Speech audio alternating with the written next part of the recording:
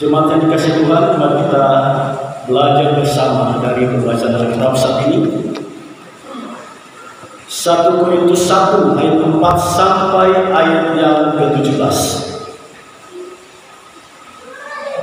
Jemaat, entah itu besar, entah itu kecil, tidak pernah lepas dari yang namanya pergumulan kehidupan. Contohnya jemaat Korintus. Jemaat ini didirikan oleh Paulus. Jemaat ini jemaat yang majemuk, artinya terdiri dari beberapa suku bangsa. Di situ ada orang Yahudi, ada orang Yunani, di situ juga ada orang Romawi. Kalau kita melihat di belakang Alkitab itu ada peta. Posisi Korintus itu di sebelah barat kota Athena. Di situ posisi Korintus. Jadi dia ada di Yunani bagian selatan. Jemaat ini didirikan oleh Paulus.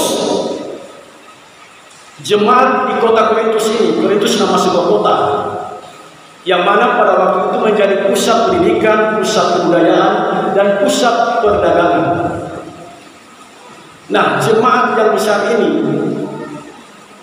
ternyata punya masalah, punya pergumulan kehidupan. Nah, pertanyaan kita, apa dia punya masalah? Apa dia pergumulan? Mari kita baca bersama ayat 11. Kita baca mulai. Sebab saudara-saudaraku, aku telah ditemukan oleh keluarga dan keluarga Chloe dengan kamu bahwa ada perselisihan di antara kamu. Ada perselisihan di antara kamu, di antara jemaat.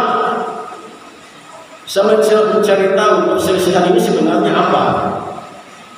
Nah, dalam Alkitab berbahasa Yunani, kata untuk perselisihan adalah erides. Dan kata erides itu diterjemahkan dalam kitab kita perselisihan, tapi terjemahan harfiahnya adalah pertengkaran. Jadi di jemaat terjadi pertengkaran yang hebat. Sehingga jemaat ini terbagi menjadi 4. Perhatikan ayat 12.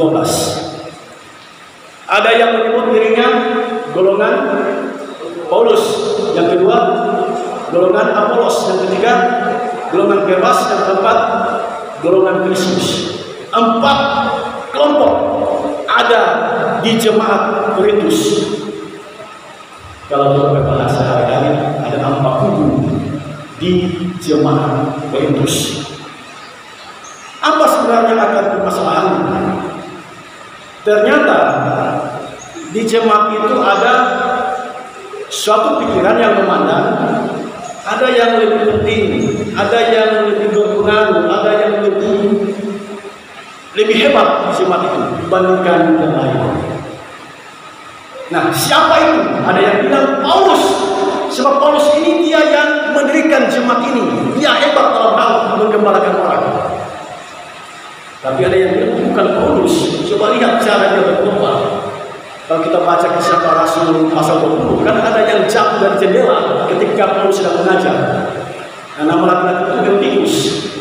Jadi kalau dalam hal berkhotbah, Paulus tidak begitu punya daya pikat dibandingkan Apolos.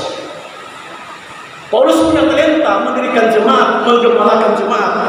Tetapi dalam hal berkhotbah menyampaikan kebenaran firman, talenta itu ada pada Apolos. Dalam kisah para rasul pasal 18 disebutkan Apolos itu adalah orang yang terdidik, orang yang mahir isi kitab suci, orang yang fasih lidah, itu Apolos.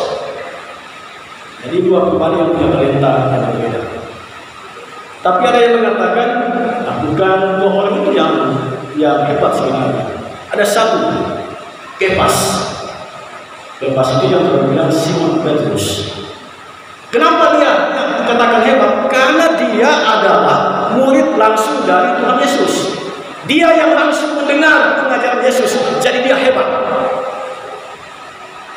Tapi ada kelompok yang satu menamakan dirinya kelompok Kristus. Dia tidak berpihak pada 3 nama yang disebutkan tadi. Mereka mengatakan kami telah menyatu dengan Kristus, jadi kami merasa kami yang lebih rohani, bukan kalian. Jadi mereka merasa lebih hebat dari yang lain. Nah, permasalahan ini sebenarnya sama dengan yang dialami oleh murid Yesus. Siapa yang terbesar di antara kita? Jadi pertengkaran dipicu oleh adanya pikiran siapa yang terbesar, siapa yang lebih penting, siapa yang lebih berguna, siapa yang lebih hebat di jemaat. Dipicu oleh pikiran yang semacam itu. Nah, ketika berhadapan dengan permasalahan ini, mari kita belajar bagaimana cara Paulus menyelesaikan masalah ini. Yang pertama, kita lihat ayat 11.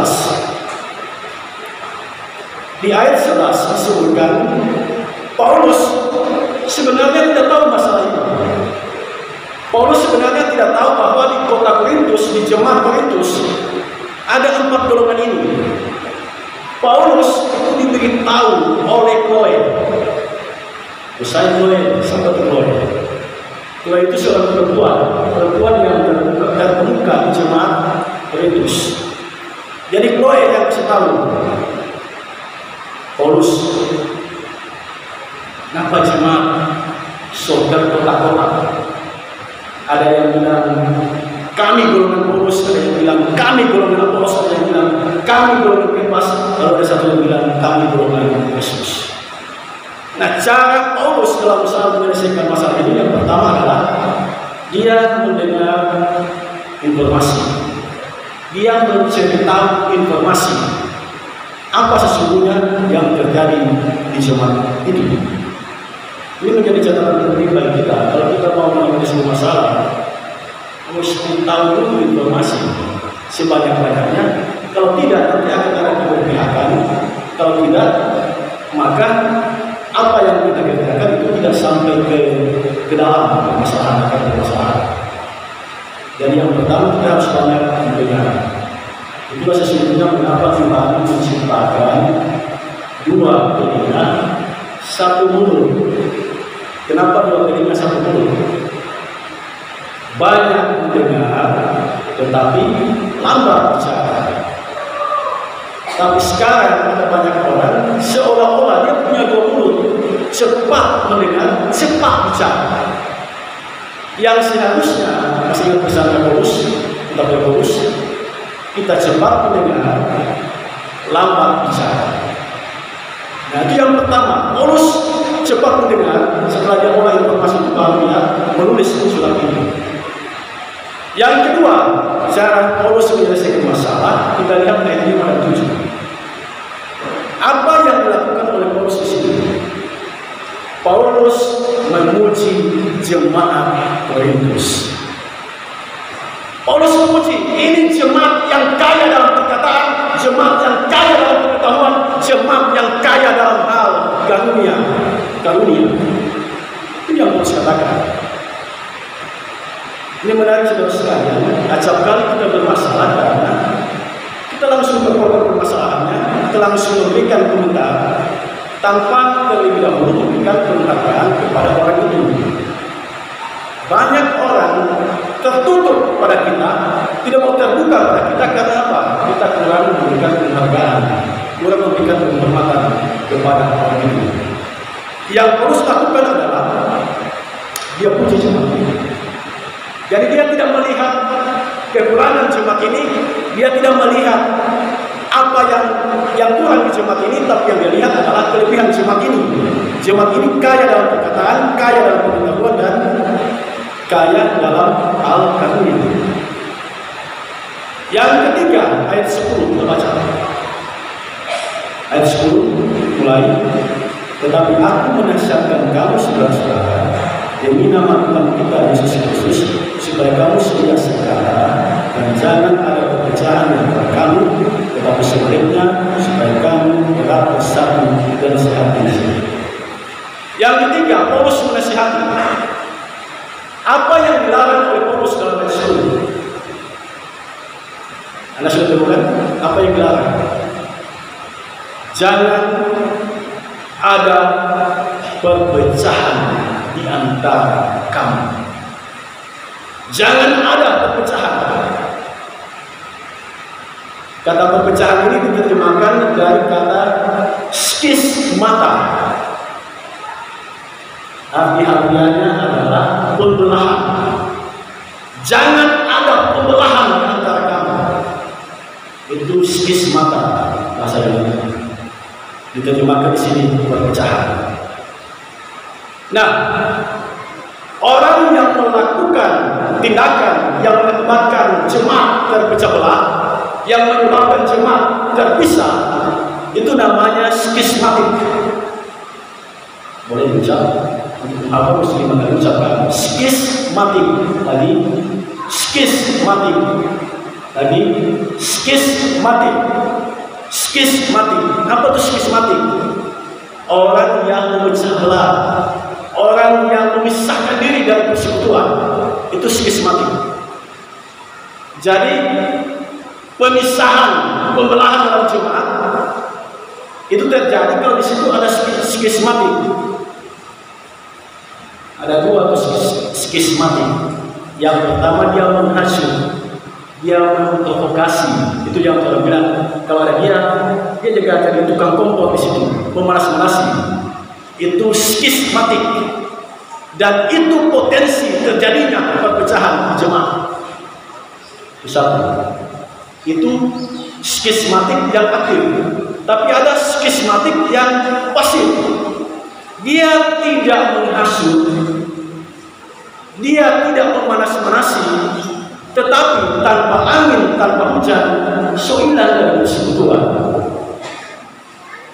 So hilang. Itu skismatik. Sehingga jemaat terancam, terkotak-kotak. Nah, Paulus menasihati jemaat agar jangan ada perpecahan. Ada kata positif yang disebutkan di sini. Hendaklah kamu seia sekata, apalagi erat bersatu dan sehati sepikir. Seia sekata, erat bersatu, sehati sepikir. Kalau disimpulkan dalam satu kata, kompak. Kamu harus kompak. Kalau jemaat berdua ingin kompak, sudah jauh yang permasalahan kita sekarang. Ingat bagaimana jemaat ini dibangun, bagaimana jemaat ini diperjuangkan, bagaimana keringat air mata tangisan menetes di jemaat ini. Jadi itu pemicu kita tetap kompak. Ada permasalahan, ada pergumulan, ya itu biasa. Oleh itu saja punya masalah, punya pergumulan. Tapi kalau kita mengingat kita ini satu perahu, kita mengingat kita ini satu saudara, kita harus tetap kompak satu sama lain. Tetapi ingat yang pertama tadi, antar kita harus banyak mendengar. Jangan keras kepala. Harus ada kerendahan hati untuk kalau salah, ini salah. Sebanyak kali permasalahan jadi panjang, so tahu-tahu salah masih lagi mendengarkan ini panjang itu. Tapi ketika kita salah dan kita mengakui, masalah bisa selesai. Yang keempat, cara Paulus menyelesaikan masalah. Perhatikan ayat 4, ayat yang ke-13. Paulus mengarahkan jemaat pada Kristus dan bukan pada manusia. Paulus bilang dalam ayat 13, adakah Kristus terbagi-bagi? Adakah Paulus disalibkan karena kamu? Kalimat ini sesungguhnya mengatakan, kalau di jemaat, jangan lihat si A, si B, jangan lihat Paulus, jangan lihat Apolos yang jago khotbah itu, jangan lihat Kefas, jangan lihat semuanya itu. Tetapi arahkanlah perhatianmu melihat Kristus yang membentuk, yang mendirikan, yang melahirkan jemaat itu. Jadi pikiran arahkan pada Kristus. Perpecahan akan terjadi jika kita melihat si A, si B, si C, lalu kita menjadi pengikutnya. Masalah itu pasti ada perpecahan. Tapi kalau kita melupakan semuanya itu dan mengarahkan pikiran kita, hati kita kepada Kristus, melihat Kristus yang telah berkorban demi keselamatan kita, kita tetap kompak, kita tetap utuh sebagai satu persekutuan. Jadi cara yang keempat yang dilakukan oleh Paulus adalah mengarahkan pikiran jemaat bukan pada manusia, tetapi kepada Kristus. Yang kelima, ini yang menarik. Kita baca bersama ayat 17. Mulai. Sebab Kristus mengutus aku bukan untuk membaptis, tetapi untuk memberitakan Injil, dan itu bukan dengan hikmat perkataan, supaya sang Kristus secara menjadi sia-sia. Ini menarik saudara sekalian. Dari Kisah Para Rasul pasal 18 ayat 11 disebutkan Paulus tinggal di kota Korintus itu selama 1 tahun 6 bulan. Kau berapa yang dibaptis? Lihat ayat 17. Hitung berapa yang dibaptis. Ada berapa? Coba sebut satu-satu. Siapa yang pertama? Ayat 14. Krispus. Yang kedua, Gaius. Yang ketiga, ayat 16. Stefanus dan keluarganya. Jadi kalau anggota keluarganya itu ada 5, berarti ada sampai 10 yang dibaptis oleh Paulus.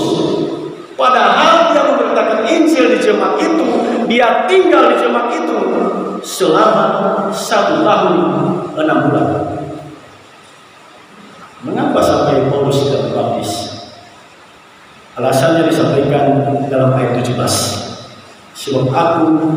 Sebab Kristus mengutus aku bukan untuk membaptis, tetapi untuk memberitakan Injil. Ini menjadi catatan berharga bagi kita. Banyak kali kita menghabiskan energi cuma untuk hal-hal yang sepele seperti ini. Berdebat banyak soal baptisan. Itu bukan yang utama, itu bukan yang substansial. Bukan. Yang paling pokok, yang paling utama adalah engkau harus memberitakan Injil. Nah, pertanyaan kita, apa itu Injil? Saya mencari tahu, kata Injil ini ternyata diterjemahkan, kata Injil ini sebenarnya berasal dari bahasa Arab. Injil. Bahasa Arabnya Injil. Injil. Bahasa Arab itu kemudian dijadikan bahasa Indonesia, dari Injil ke Injil. Dalam Alkitab, Perjanjian Baru yang pertama kali ditulis dalam bahasa Yunani, Injil itu Evangelion. Injil. Evangelion. Artinya kabar baik. Kabar baik. Memang kalau belajar bahasa Yunani, yang namanya eu itu artinya baik. Jadi kalau Evangelion, eu itu baik, Evangelion itu artinya kabar baik. Eunike, eu itu baik. Nike itu kemenangan. Jadi orang yang punya nama Eunike itu artinya kemenangan yang baik. Memberkati, bahasa Yunani-nya eulogia. Eu itu baik, logia itu perkataan. Perkataan baik. Jadi jika kita ingin diberkati oleh Tuhan, perbanyaklah perkataan yang baik di dalam kehidupan. Sebab kata berkat, memberkati, diterjemahkan dari bahasa Yunani eulogia, artinya perkataan baik. Banyak di antara kita meminta berkat Tuhan. Kalau boleh Tuhan berkati usahaku, kalau boleh Tuhan berkati bisnisku, kalau boleh Tuhan berkati keluargaku. Tetapi dalam keseharian, perkataan yang keluar dari mulutmu bukan perkataan baik. Jika perkataan baik yang keluar dari mulut kita, kita sedang memberkati sesama kita. Tetapi jika perkataan tidak baik yang keluar dari mulut kita, itu bukan memberkati namanya. Saya menunjukkan satu ayat, Mazmur 103 ayat 2.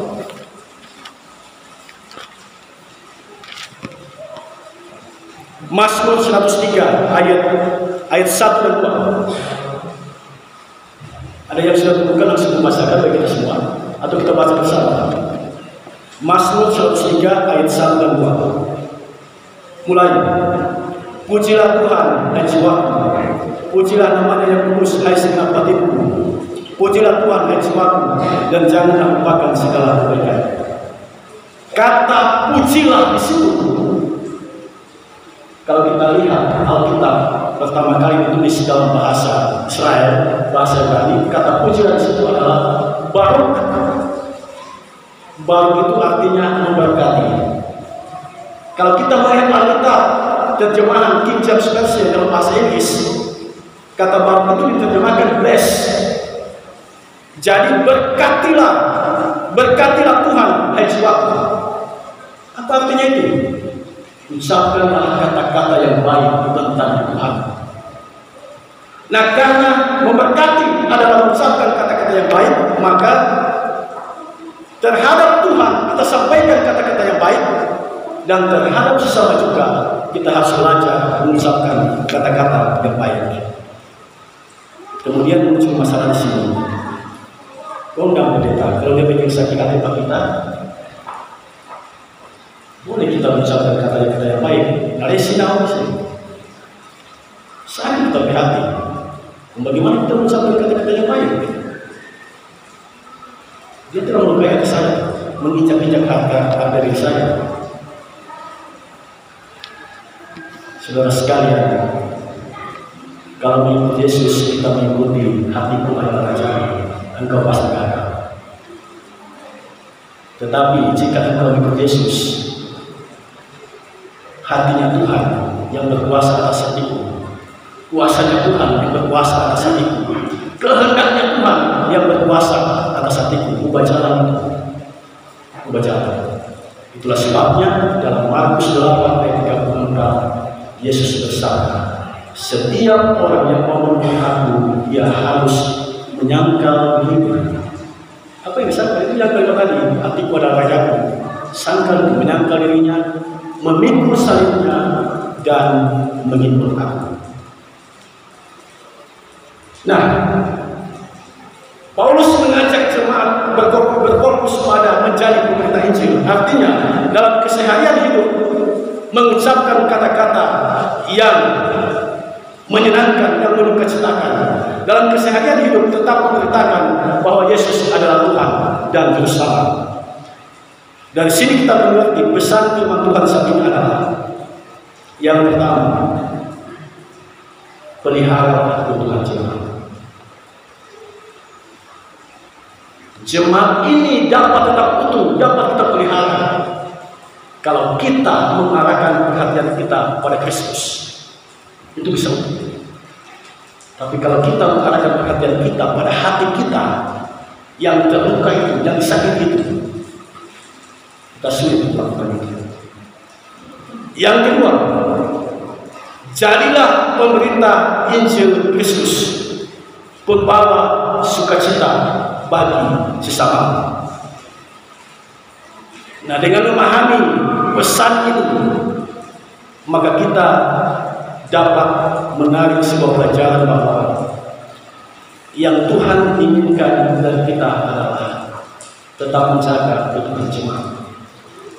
Gemis jemaat Immanuel harus kita jaga kebutuhannya.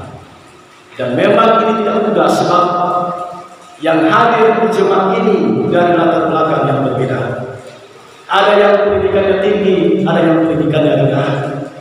Ada yang reaktif cepat emosi, tapi ada yang sabar, tidak emosional.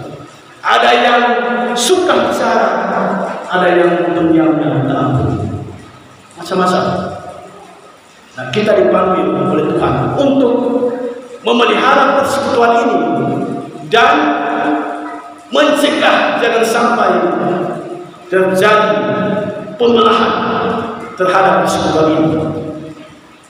Dalam bahasa yang sederhana, bertobatlah dari perilaku skismatik. Bertobatlah dari perilaku yang suka menghasut orang, yang suka memanas-manas orang, sehingga jemaat terkotak-kotak. Harus berhenti dari perilaku itu. Bertobatlah dari perilaku skismatik yang terlalu terbawa dengan perasaan, mudah tersinggung, lalu meninggalkan persekutuan. Itu skismatik. bertobatlah dan berlaku yang seperti itu. Immanuel, Allah beserta kita. Karena ada Allah, masalah sebesar apapun, saya tetap ada di situ. Karena ada Allah yang selalu menyertai saya. Itu Immanuel. Itu identitas umat kita. Dan seberapa tahun Tuhan bertahan dalam keutuhan jemaat ini? Baru-baru berapa tahun Tuhan rayakan ulang tahunnya? 4 kan? 4 tahun kita bisa bertahan. Karena itu jangan biarkan, jangan ikhlaskan ada orang menjadi skismatik yang memanas-manasi, yang menghasut, yang tiba-tiba menghilang dari persekutuan.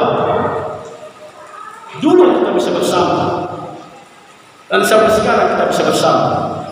Itu karena ada Immanuel, Allah yang selalu menyertai kita. Allah itulah yang memberikan hikmat kepada tua-tua di jemaat ini, sehingga mereka menolak ketika nama Immanuel disandingkan dengan nama manusia. Allah itulah yang memberikan hikmat sehingga dengan air mata, dengan cucuran keringat, dengan korban perasaan, tetap kerja bakti di sini membangun gedung ibadah yang megah ini. Kau semua yang hancur hanya karena ada skismatik. Jangan ikhlaskan seperti itu. Dan mari kita bergandengan tangan, sebab di gereja pikiran kita, hati kita harus mengarah kepada Kristus, Sang Pemilik pekerjaan ini.